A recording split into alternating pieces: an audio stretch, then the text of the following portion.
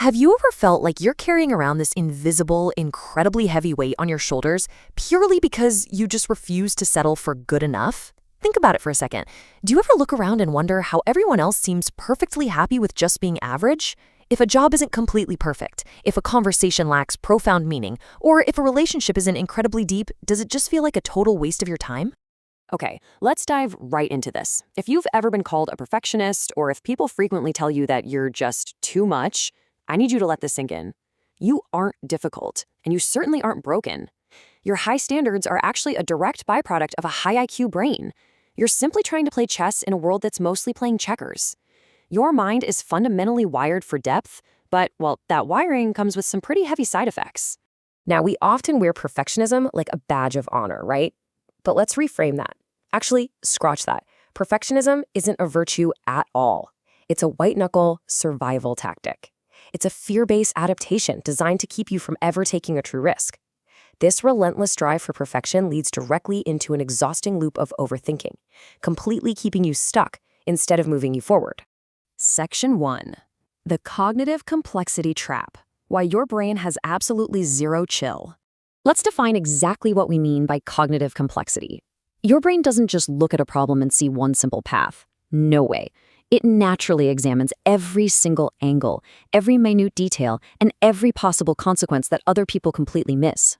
You aren't just picking a restaurant, your brain is out there calculating commute times, menu dietary restrictions, and Yelp review trajectories. To an outsider, you look hopelessly indecisive, but in reality, your mind is working overtime gathering massive amounts of information to find the absolute best outcome. The trap here is that you aren't looking for a solution, you're looking for the perfect one, which causes complete mental paralysis. And this brilliantly illustrates what that contrast feels like on a daily basis. Think of your high IQ brain as essentially running an 8K IMAX experience in your head. It's loud, it's incredibly detailed, and it's super vivid. But then there's the rest of the world, comfortably watching a 480p movie and perfectly happy with the blurry plot. Trying to constantly align your high-definition vision with a low-definition world isn't just frustrating, it is physically and mentally draining. And you know, that draining feeling bleeds directly into our second trap, the standard of connection. When it comes to social performance, your brain has zero chill. You immediately see right through the "I'm fine" masks people wear. Small talk doesn't just bore you, it literally feels like chewing on cardboard while everyone else acts like they're eating a 5-star meal just discussing the weather. Because you crave real substance, you set an incredibly high trust threshold. Now, this selective organization does protect you from draining personalities, but the downside is real. It can leave you feeling completely alone, even in a crowded room. You aren't antisocial, you're just anti-BS. Section 2. The roots of burnout. Tracing the survival adaptations from childhood. Let's map your past to your present. If you were the kid who had to read The Emotional Room before you could even read chapter books, well, that survival adaptation turns into an adult who absolutely refuses to ask for help, because letting your guard down once meant everything might fall apart. If your worth was tangled with your usefulness as a child, the adult consequence is an unrelenting high standard for productivity.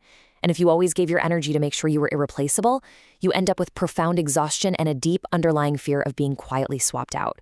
Your adult operating system was built on these exact childhood defenses. Let's move to the timeline and see how this builds across your life. First, in childhood, you were the reliable one, right? The responsible kid who just handled things. Then, moving into adulthood, your entire sense of worth becomes totally tied to your usefulness to others. And that brings us to the present, a deep, systemic tiredness that a good night's sleep simply cannot fix. You're running a massive system on an empty battery. Because you observe and feel so much more than average, you're hyper-aware of social signals, those tiny shifts in tone or behavior. You end up giving far more energy and understanding than you ever receive, not because you're weak, but because your brain learned early on that love feels conditional on you being irreplaceable. Tragically, you become a human lie detector who is also your own harshest critic. Section 3. Velocity over perfection. The counterintuitive cure to the high IQ trap. The secret weapon here is adopting what the sources call the Sims view of productivity. Think about the video game The Sims. In this mindset, skills are upgraded through repeated, low-stakes action. You let your sim burn the mac and cheese a few times before they become a master chef. You don't wait for perfect execution, you just start doing. Firing from the hip actually becomes your ultimate high IQ strategy and your sharpest social weapon because it completely shortcuts that perfectionist paralysis.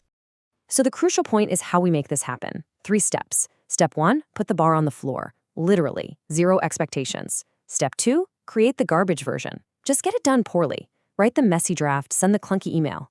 Why? Because creating that garbage version provides the immediate momentum your brain needs for step 3, slipping seamlessly into a flow state.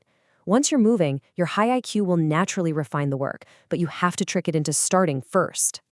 Section 4. Escaping the performance economy. Applying selective organization to your own expectations. Escaping the trap requires lowering your defensive walls and really leaning into intellectual humility. You've got to recognize that you don't need to have all the answers. You need to understand that simply being human is enough. You must separate being needed from being valued. And perhaps hardest of all for the high IQ brain, you have to allow yourself to be a beginner at being taken care of. It really comes down to choosing your modes of living. On one hand, you can be selectively organized. Save your 8K IMAX brain power for the things that actually matter, like deep connections and meaningful work. On the other hand, give yourself permission to be selectively messy. Let the small things slide. Fire from the hip. Doing this saves your mental efficiency and stops burnout right in its tracks. I want to leave you with a really powerful truth today. Peace isn't isolation. You don't have to hide away from the world to protect your energy. True peace is liberation from a performance economy that was never built for a mind as deep as yours. You are built for depth in a world obsessed with noise.